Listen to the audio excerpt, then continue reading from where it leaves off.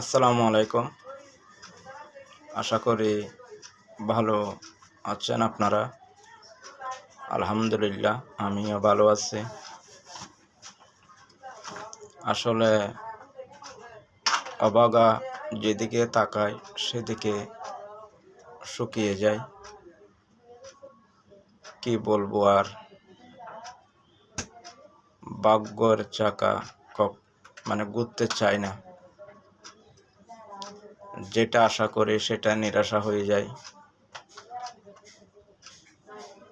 যেটা স্বপ্ন দেখি সেটা দুঃস্বপ্ন হয়ে যায়। স্বপ্ন পূরণ হতে চায় না। জানি না বিধাতা কোন কলমে লিখেছে আমার ভাগ্য। দুঃখ